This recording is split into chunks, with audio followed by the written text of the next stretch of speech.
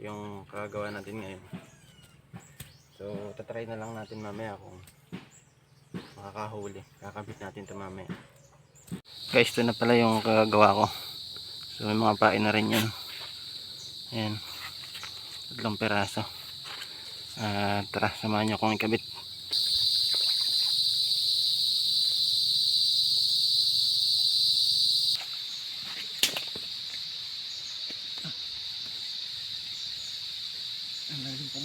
Guys, good morning. Mamandaw na kami ng aming bagong gawang trap. So ayan guys, napandaw na namin. At 2 bokya nga agad sa ating unang bagong pandaw ng ating bagong gawa. Isa lang bali yung may laman. Ito lang. Isang sagimata. O pulang mata kung tawagin.